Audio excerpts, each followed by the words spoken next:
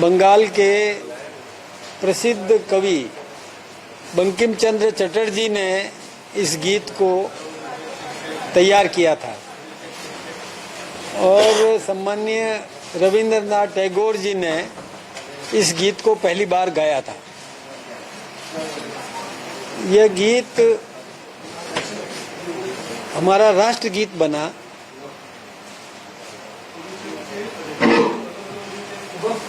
और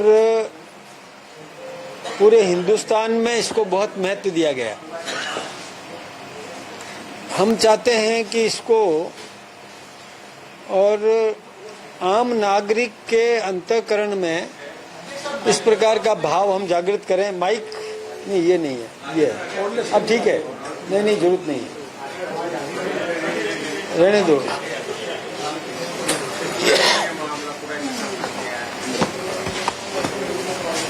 हम चाहते हैं कि इस देश का प्रत्येक नागरिक इसका गायन करे, इसके भाव को समझे, इसको याद करे, प्रत्येक कार्यक्रम में इसका उच्चारण करे।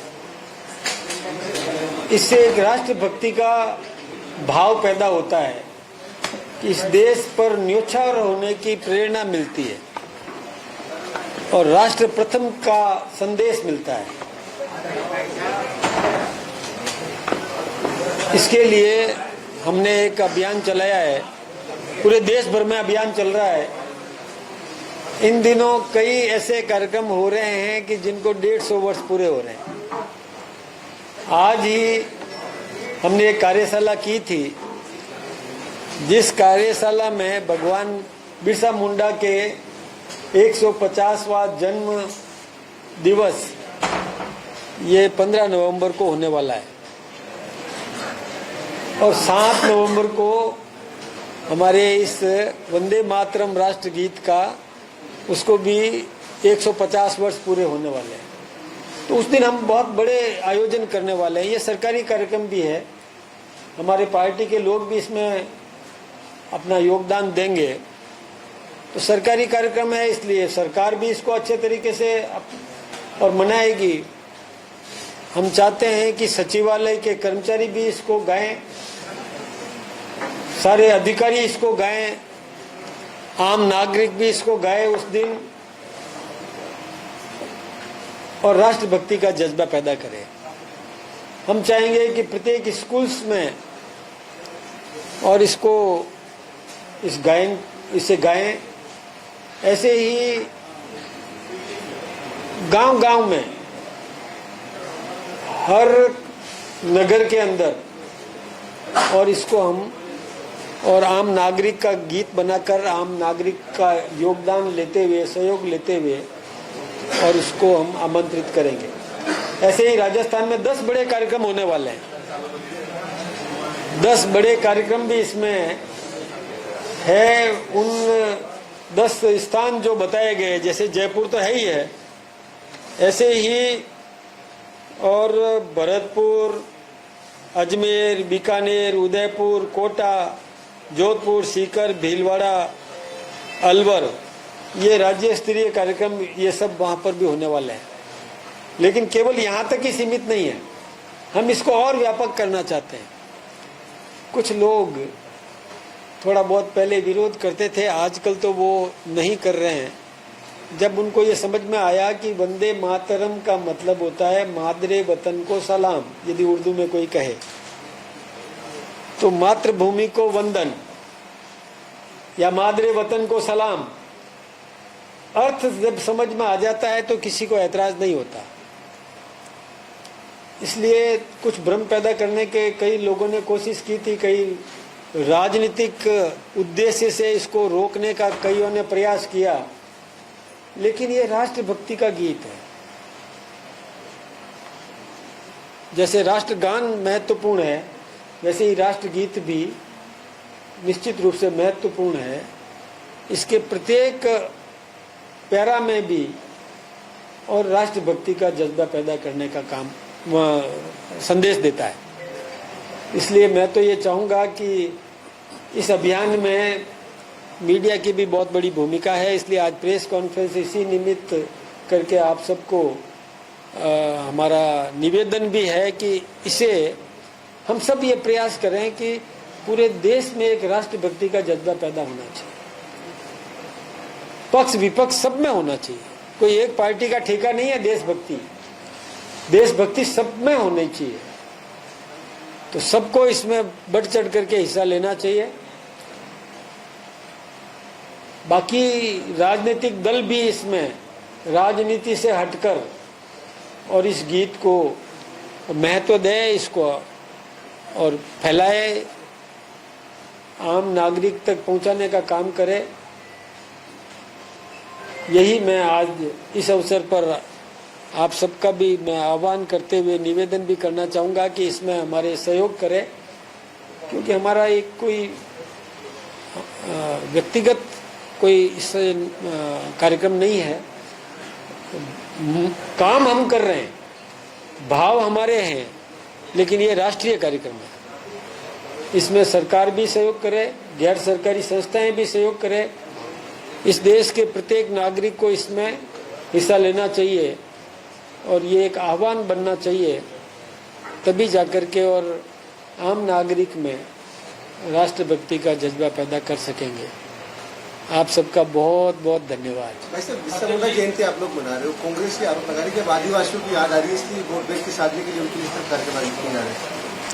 देखिए, जनजाति क्षेत्र के अंदर जो हमारे भाई निवास करते हैं, उनके उत्थान के लिए सबसे पहले यदि किसी ने चिंता की है तो हमारी पार्टी ने की है। आज याद नहीं आई हमको, याद हमारे अंतःकरण में बचपन से है, प्रारंभ से ही है, हमारे संस्कारों में है। मैं आपको ये निवेदन करना चाहूँगा कि जनजाति विकास मंत्रालय भी हमारी केंद्र की सरकार ने प्रारंभ किया था। हमारे पंडित दीनदयाल उपाध्याय जी ने भी अंत्योदय की बात कही थी, अंतिम छोर के व्यक्ति को किस प्रकार से और मूल धारा में जोड़ा जाए, उसको समकक्ष विकास के अवसर दिए जाएं। उन्होंने भी इस प्रकार का प्रयास किया। हमारे सदैव भैरव सिंह जी शेखावत जब राजस्थान के मुख्यमंत्री थे, उन्होंने अंत्योदय अपनाया। यही नहीं, जनजाति वर्ग को आरक्षण देने का काम, उसमें आरक्षण का प्रतिनिधित्व बढ़ाने का काम हमारे सदैव भैरव सिंह जी शेखावत ने किया। आदरणीय वसुंधरा जी ने भी उसमें और आगे बढ़ाने का काम किया। राज्य में भागीदारी सुनिश्चित करने का काम, ये पंचायतों में, नगर निकायों में आरक्षण देने का काम, जिला परिषदों में प्रमुख बनाने का काम, प्रधान बनाने का काम, म्यूनिसिपैलिटी में चेयरमैन सभापति बनाने का काम, ये हमारी सरकार ने किया। और आज भी हम उसको मजबूती से आगे बढ़ाना चाहते हैं उस क्षेत्र में भी, और हम विकास के आयाम स्थापित करना चाहते हैं। उस क्षेत्र को भी हम विकसित क्षेत्र बनाना चाहते हैं। और आप सबको पता है कि उस क्षेत्र की बहनों को स्कूटी देने का काम भी हमारी सरकार ने किया। उस क्षेत्र में सड़कों का सुदृढ़ीकरण करना, ये हमारी सरकार ने किया। उन गांवों में बिजली नहीं थी और उन गांवों में बिजली पहुंचाने का काम हमारे देश के प्रधानमंत्री आदरणीय नरेंद्र भाई मोदी जी ने किया। शिक्षा का प्रचार प्रसार, एकल विद्यालय यानी कोई ढाणी में 10 बच्चे भी हैं तो वहां पर भी विद्यालय, एकल विद्यालय, वहां अध्यापक भेज करके वहां विद्यालय प्रारंभ करने का काम यदि किसी ने किया तो वसुंधरा जी के समय में किया। तो ये सब काम हम कर रहे हैं। हम चाहते हैं कि कोई भी क्षेत्र पिछड़ा नहीं रहे। और जहां तक भगवान बिरसा मुंडा की बात है, तो वो 25 वर्ष का नौजवान, उसकी उम्र केवल यानी 1875 में उनका जन्म और केवल 25 2000 में 1900 में उनका देहांत हो गया। 15 नवंबर 1875 को जन्म हुआ और 9 अगस्त 2000 में उनका देहांत भी हो गया। तो यानी 25 वर्ष की उम्र में उस व्यक्ति ने ब्रिटिश साम्राज्य के खिलाफ में जो संघर्ष किया वो इतिहास में स्वर्णाक्षरों से लिखा हुआ है। ऐसा इतिहास पुरुष, उसकी गौरवमयी गाथा हम सबको दुनिया के सामने रखना चाहिए। दुनिया को प्रेरणा देता है, युवाओं को प्रेरणा देता है कि अत्याचार अन्याय को बर्दाश्त नहीं किया जाना चाहिए। असत्य, अन्याय और अत्याचार के खिलाफ में संघर्ष करने का काम उन्होंने किया और उसमें उन्होंने ऐसा संघर्ष किया, युवाओं को तैयार किया। ब्रिटिश साम्राज्य की कीलें हिल गई थी, धोखे से उनको गिरफ्तार किया और जहर देकर के उनकी देह लीला को, ये लीला को समाप्त करने का षड्यंत्र ब्रिटिश सरकार ने किया था। लेकिन उससे समाज जागृत हो गया, समाज उसके खिलाफ में आंदोलित हो गया, ब्रिटिश साम्राज्य के खिलाफ। और ब्रिटिश साम्राज्य को भागना पड़ा, यहाँ से हटना पड़ा। ठीक है, कई आंदोलन हुए, महात्मा गांधी जी का अहिंसात्मक आंदोलन भी उसमें मुख्य रूप से था। कई क्रांतिकारियों ने भी अपने शौर्य का प्रदर्शन किया और अंग्रेजों के छक्के छुड़ाने में उनका भी बहुत बड़ा योगदान रहा। तो ये सब सम्मिलित रूप से ऐसी स्थितियां पैदा हुई कि अंग्रेजों को भागना पड़ा और देश को आज़ादी मिली। तो इसमें ऐसे महापुरुषों के योगदान को भुलाया नहीं जा सकता और हम उनको याद कर रहे हैं तो बोले आदिवासियों को और प्रलोभित करने का काम कर रहे हैं। ये उनकी कुत्सित मानसिकता है। उनको वो क्यों नहीं करते, वो ही करे, करो ना। हमने कब मना किया कि वो नहीं करे, करो, आओ आप भी ऐसे इतिहास पुरुषों का स्मरण करो, उनको महिमा मंडित करो, करना ही चाहिए। क्यों नहीं करते हैं वो लोग, और हम करते हैं तो उनको इसमें राजनीति नजर आती है। हम केवल राजनीति के लिए नहीं, समाज के उत्थान के लिए करते हैं। हमारी नई पीढ़ी में एक ऐसा जोश भरना चाहते हैं हम, नई पीढ़ी भी ये समझे कि हमारे पूर्वज, हमारे पुरखे कोई दीनहीन दया के पात्र नहीं थे। वो योद्धा थे, संघर्षशील थे, महापुरुष थे, घुटने टेकने वाले नहीं थे, मुकाबला करने वाले थे। ये जब हमारी नई पीढ़ी को जब पता चलेगा तो उसमें भी गौरव का अनुभव होगा, आत्मसम्मान जागृत होगा। तो ये काम हम कर रहे हैं, ये विपक्षियों को भी करना चाहिए। क्यों नहीं करते हैं वो? अब उनमें हिम्मत है नहीं।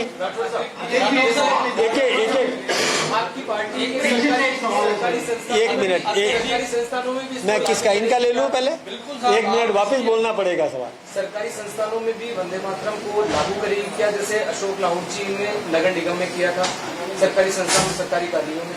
देखिए, ये वैसे तो ये भावनाएं जागृत करने का हमारा अभियान है।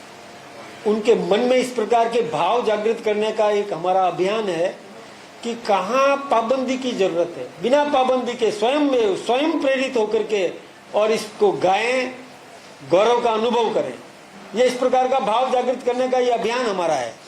हम कोई मजबूर करके करना नहीं चाहते, हम भाव जागृत करना चाहते हैं। मन में इस प्रकार का और भाव पैदा हो, राष्ट्रभक्ति का जज्बा पैदा हो, हम ये अभियान इस निमित्त कर रहे हैं। पीछे से सवाल ये है कि आपकी पार्टी के जो कार्यकर्ता नेता, उन्हें भी आप दिशा निर्देश देंगे कि हेलो हाय नमस्ते की जगह वंदे मातरम बोला करें? बहुत अच्छी बात कही आपने, बहुत अच्छा। मैं आपका धन्यवाद देना चाहूंगा। ये होना चाहिए, हम सब ये चाहेंगे भी। अब देखिए, आपने अभी काम गिनाए, बहुत से कामों का आपने जिक्र किया। अभी अंता के अंदर उपचुनाव हो रहा है, ये काम जमीनी हकीकत में नजर क्यों नहीं आते? अंता की अगर मैं बात करूं, मैं होके आया हूं, कच्चे मकान सबसे ज्यादा अंता में नजर आए। आप ही के उम्मीदवार मोरपाल सुमन का गांव है किसाया, 70% से ज्यादा मकान कच्चे। आपने शिक्षा की बात की, अंता में ही केंद्रीय विद्यालय NTPC को बंद किया जा रहा है। दूसरा विषय, देखिए, इस स्तर पे क्यों नहीं नजर आ रहा? मैं एक बात आपसे बताऊं, विकास के काम जादू के डंडे से नहीं होते हैं, विकास के काम करने से होते हैं। जो हम पर आरोप लगाते हैं कि आपने नहीं किया, तो जिन्होंने इस देश पर लंबे समय तक शासन किया उन्होंने क्या किया? हम कर रहे हैं।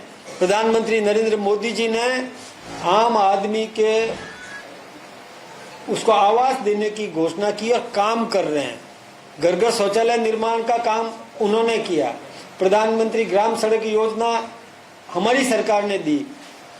आम आदमी को और मजबूत करने के योजना हमारी सरकार ने दी। सबको शिक्षा देने का काम हमारी सरकार ने किया। काम कर रहे हैं, बढ़ते जा रहे हैं, काम हो रहा है, विकास हो रहा है। Come in India, make in India की तर्ज पर यहाँ विकास हो रहा है। यहाँ औद्योगिक विकास करने का काम कर रहे हैं, रोजगार देने का काम कर रहे हैं। ये हमारी सरकार एक एक करके सब कर रही है और निश्चित रूप से प्रगति हुई है। पहले की तुलना में बहुत प्रगति हुई है। कई गाँवों में बिजली नहीं थी, हमने बिजली पहुंचाने का काम किया, ये हमने किया। लोग अंधेरे में रहते थे, कांग्रेस ने भी कभी भी चिंता नहीं की। उन्होंने यदि लंबे समय तक जिन्होंने शासन किया, यदि उन्होंने इन अंचलों की चिंता की होती तो आज हमको ये सब नहीं करना पड़ता, नहीं सुनना पड़ता। हम काम कर रहे हैं, हमारी सरकार काम कर रही है, हमारी सरकार द्रुत गति से काम कर रही है। सड़कों का सुदृढ़ीकरण अंत में भी हो रहा है। आपने देखा होगा कि सड़कें बन रही है, सीमेंटेड सड़कें बन रही है गली गली में। और गौरव पथ का निर्माण वसुंधरा जी के समय में हुआ। अभी हमारी सरकार ने सड़कें भी स्वीकृत की है, हमारे बांध भी बन रहे हैं। ERCP की घोषणा आपको पता होगा, वसुंधरा जी ने योजना बनाई थी, लेकिन 5 साल तक कांग्रेस सरकार, गहलोत सरकार कुंडली मार करके बैठी रही, 1 इंच आगे नहीं बढ़ा, उस काम को गति नहीं दी। उस इलाके को भी पानी मिलना चाहिए, ये चिंता भी हमारी सरकार ने की। भजन लाल जी ने आते ही सबसे पहले हमारे देश के प्रधानमंत्री जी को बुला करके ERCP की शिलान्यास करवा दिया और टेंडर हो गए, काम शुरू हो गया।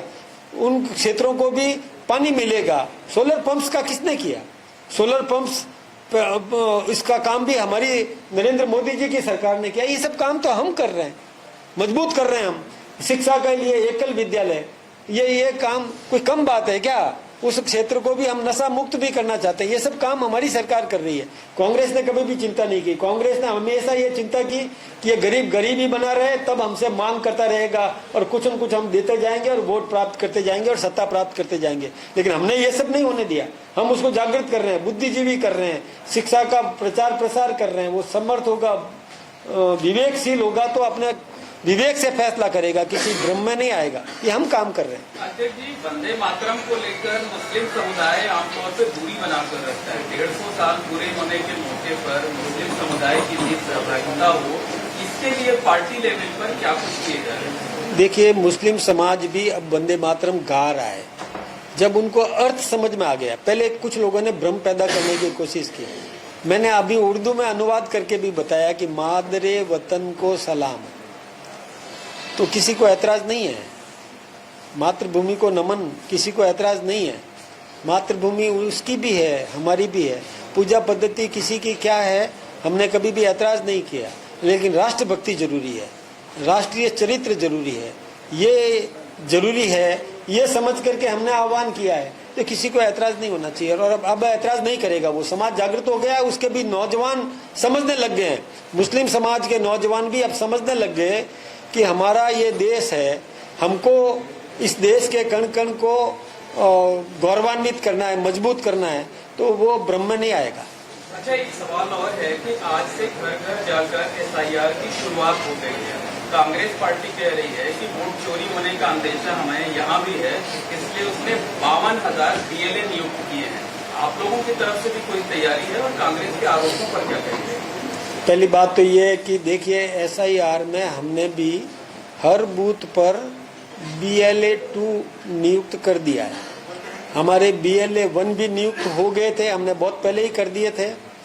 और BLO सरकारी कर्मचारी होता है और उसके हिसाब से निश्चित रूप से SIR होगी, अच्छी होगी। जो इस देश का नागरिक है, जिसका 2002 अंतिम जो SIR हुई थी, 2002 में राजस्थान में हुई थी, हिंदुस्तान में कहीं 2003 में हुई, लेकिन राजस्थान में 2002 में हुई थी। उस वोटर लिस्ट में जिसका नाम है, उसका नाम रहेगा। उस वोटर लिस्ट में जिसका नाम नहीं है, लेकिन जिसके पिताजी का नाम है, वो इस देश का नागरिक है, उसका नाम वोटर लिस्ट में रहेगा। केवल उसको सबूत ला करके और कि मेरे पिताजी और मेरी जन्म प्रमाण पत्र ये है, तो उसका नाम वोटर लिस्ट में रहेगा। किसी को ऐतराज है ही नहीं, हम किसी का नाम काटना नहीं चाहते। लेकिन जो इस देश को धर्मशाला समझ के आया है कि यहाँ से फायदा उठाओ, यहाँ से कमा के जाओ और जाओ वापिस अपने देश, वो इस देश का निर्णायक नहीं हो सकता। उसको ये अधिकार नहीं मिलना चाहिए कि वो वोट दे यहाँ पर कि कौन शासक बनना चाहिए। इस देश को जो धर्मशाला समझ के आया है, जो यहाँ से कमाने के लिए आया है, केवल फायदा उठाने के लिए आया है। कई आतंकवादी आए, कई मुगल भी आए, कई बाहर से आतताई आते गए, यहाँ से लूट करके ले गए। वो इस देश के हितैषी नहीं है। इस देश का हितैषी तो यहाँ का जन्मा जाया नागरिक ही होगा। उसी को दर्द है कि ये देश आगे बढ़ना चाहिए, इस देश में कैसा शासक होना चाहिए जो सबका विकास सोचे, इस देश का विकास सोचे। ये चिंता केवल इस देश के और आत्मिक भाव रखने वाले इस देश के बेटे के मन में ही पैदा होगा। बाहर से आया व्यक्ति वो तो पैसे से, प्रलोभन से किसी को वोट दे देगा और चला जाएगा। इसलिए ये ऐसा यार बहुत अच्छी बात है, ये होना चाहिए। देखिए, वंदे मातरम में मेरा एक सवाल है कि 150 साल पहले तो अंग्रेज शासक भाव जरूरी था। क्या आपको आज 150 साल बाद भी राष्ट्रभक्ति की कमी नजर आती है, जो ये भाव दोबारा पैदा करने का प्रयास? देखिए, कमी है। देखिए, कई लोग ऐतराज भी करते हैं वंदे मातरम से, तो ये कमी नहीं तो क्या है? दूसरी कमी यह है कि अराष्ट्रीय गतिविधियां देश में है, देश में हो रही है। नेशन फर्स्ट की भावना लोगों में कम है, अपने परिवार को सुदृढ़ करने की भावना लोगों में ज्यादा है। तो ये राष्ट्रभक्ति का अभाव है। जिसके मन में राष्ट्र प्रथम की भावना होती है वही सच्चा राष्ट्रभक्त है। जिसके मन में केवल राष्ट्र का नुकसान हो जाए चिंता नहीं, सेना का अपमान हो जाए चिंता नहीं, देश के नेतृत्व का अपमान हो जाए चिंता नहीं, उसमें राष्ट्रभक्ति का अभाव है। उसमें राष्ट्रभक्ति के भाव पैदा करने की जरूरत है। डोटासरा जी वंदे मातरम। डोटासरा जी आपके पर आरोप लगा रहे हैं कि आप तो निर्वाचन आयोग की जो गाइडलाइन है उसका उल्लंघन कर रहे हैं, मंत्री बनाने की बात कर रहे हैं। दूसरा कि कुछ मुकदमों को लेकर उन्होंने आपके पर आरोप लगाया कि आपके ऊपर भी डोटासरा जी मेरे मित्र तो हैं, लेकिन वो ऐसे मित्र हैं जिनको पर्याप्त जानकारी नहीं है। मेरे ऊपर एक भी मुकदमा नहीं है। पहली बात, उन्होंने मुझ पर 24 मुकदमे का जिक्र किया, एक भी मुकदमा मुझ पर नहीं है। दूसरी बात, मैंने मुझसे एक मीडिया बंधु ने सवाल किया था कि क्या मंत्रिमंडल में यहाँ से जीत के जाएगा उसको भी स्थान मिल सकता है? मैंने कहा मिल सकता है, विधायकों में से ही तो मंत्री बनेगा ना, तो बन सकता है। अब उसको मैंने ये नहीं कहा बनेगा, वो आचार संहिता का उल्लंघन तो पता नहीं डोटासरा जी को क्या हो गया। अच्छा, बन सकता है, हम गंभीरता से विचार करेंगे इस बात पर कि क्यों नहीं करें। हर क्षेत्र को प्रतिनिधित्व देने का प्रयास हमारा होता ही होता है, हम सोचते ही हैं। और वो यदि सक्षम नेतृत्व उभर के है, जीत के आता है, तो विचार करने में दिक्कत कहाँ है? बात तो आप अभी भी वही कह रहे हो, थोड़ी सी घुमा के कह रहे हो। नहीं तो मैं वही तो बात कह रहा हूं, मैं अपनी बात से फिसल नहीं रहा, अपनी बात पर मैं कायम हूं कि हो सकता है। जनता वाले तो आपकी बात पे उम्मीद लगाए, हो सकता है, उम्मीद है हमको, तो जीतेंगे हम, और हो सकता है, इसमें कहाँ दिक्कत है? मुझे ये समझ में नहीं आया उनको क्यों। आज एक बात बताओ कि पड़ोसी यदि दूध पीता है, कसरत करता है, तो उस पड़ोसी को पैंट क्यों भरनी चाहिए? ये चिंता समझ में नहीं आया, वो उसी को मारेगा, क्या बात हुई? घटनाएं हो रही है पूरे सब जगह, मुख्यमंत्री जी ने भी कुछ निर्देश दिए हैं, फिर भी पालना नहीं हो पाती, तो आपके लोग भी जो मतलब पार्टी कार्यकर्ता है वो इस तरह से कुछ अभियान या समझाइश करने की, क्योंकि मुख्यमंत्री ने बहुत सारे निर्देश दिए सरकार। बिल्कुल ठीक किया, कानून बने हुए हैं, कानून का पालन सख्ती से होना जरूरी है। और मुख्यमंत्री जी ने जो घोषणा की, मैं उसका स्वागत करता हूँ कि इस कानून का कड़ाई से पालन हो। ये जो दुखद घटनाएं हो रही है उससे हृदय द्रवित है, बहुत चिंता है, हृदय विदारक घटनाएं हो रही है, निर्दोष लोग मारे जा रहे हैं। किसी ने लापरवाही की है और लापरवाही से यदि किसी की जान चली जाती है निर्दोष की, उस परिवार की दुख को अपन कल्पना से समझ सकते हैं कि कितना बड़ा दुख हुआ होगा। इसलिए कड़ाई से पालना करवाना जरूरी है। कोई भी सड़क पर गलत तरीके से वाहन खड़ा कर दे, उसका वाहन जब्त होना चाहिए, उसके लाइसेंस सीज होने चाहिए, निरस्त होने चाहिए। शराब पी करके वाहन चलाता है तो निश्चित रूप से उसका लाइसेंस निरस्त होना चाहिए। गलत तरीके से ओवरटेक करता है, गलत रेस निर्धारित प्रक्रिया से अधिक यदि तेज द्रुत गति से चला करके और ऐसा करता उसका लाइसेंस भी जब्त होना चाहिए। और जब कड़ाई से पालन होगा तब नियम पालना सभी करेंगे, ट्रैफिक रूल्स का पालन करेंगे। सभी पे लागू होगा। शराब पी के वाहन चलाए तो उसका लाइसेंस निरस्त होना चाहिए, लेकिन आप ही के मंत्री बोल रहे हैं कि अगर शराब पी के वाहन चलाए तो इसमें परिवहन विभाग की कोई गलती नहीं। नहीं, एक बात बताऊं मैं आपको, निश्चित रूप से जांच होनी चाहिए। शराब पी के वाहन चलाता है उसकी चेकिंग होनी चाहिए और चेकिंग करके उसके लाइसेंस को निरस्त करना चाहिए। लेकिन कई लोग छुपे रूप में, आप ये सोचिए प्रत्येक ड्राइवर के पीछे एक एक व्यक्ति खड़ा कर पाना सरकार संभव नहीं है, इसलिए कोई छुपे रूप में ऐसा कर लेता है तो उसका दोष सरकार को दोगे। जो सरकार कानून बनाती है उसकी कड़ाई से पालना करवाना चाहती है, चोरी छुपे कोई भी कर लेता है तो मतलब ये दुर्भाग्यपूर्ण है, उसकी चिंता है। अध्यक्ष जी, परिवहन के नियम तो सब पे ही लागू होने चाहिए। बिल्कुल, आपकी पार्टी के कार्यकर्ताओं को भी होने चाहिए। सब पर हम कोई अलग नहीं है। पार्टी कार्यकर्ताओं की देखी जाती है कि बड़ी बड़ी पट्टियां लगी हैं, झंडे लगा के चल रहे हैं। नियम पालन सबके लिए है, नियम पालन सबको करना चाहिए, नियम की अवहेलना किसी को नहीं करना चाहिए। कानून का काम करेगा, इसमें राजनीति कहीं बीच में है नहीं। सबको पाबंद किया गया है कि कानून का पालन करवाया जाए, करवाएंगे। वंदे मातरम। वैसे एक आखिरी सवाल है कि सब इंस्पेक्टर भर्ती परीक्षा 2021 के अंदर 13 आरोपियों में से 8 आरोपियों को है हाईकोर्ट से जमानत मिल गई है। बड़े मगर बच्चों को पकड़ने की बातचीत हो रही थी, लेकिन अभी तो बैक टू बैक बाहर ही आ रहे हैं। अब क्या इसके अंदर वो होने वाला है? भारतीय जनता पार्टी इसके अंदर क्या करने वाली है? क्योंकि पहले इसी विषय को लेकर आप चुनाव के अंदर चुनाव जीते और उसी विषय के ऊपर लगातार देखिए, हमने काम किया, आरोपी को पकड़ा, आरोपी को गिरफ्तार किया, आरोपी को जेल भेजा। कानूनी प्रक्रिया है, न्याय प्रणाली अलग है और कसाब जैसे व्यक्ति को भी न्यायिक प्रक्रिया से गुजरना पड़ा और उसके बाद फांसी मिली, इसलिए न्यायिक प्रक्रिया में हम पंचायती नहीं कर सकते बीच। अगर आप ये वीडियो YouTube पर देख रहे हैं तो हमारे चैनल को सब्सक्राइब कर बेल आइकन दबाएं और Facebook पर देख रहे हैं तो हमारे पेज को लाइक करें।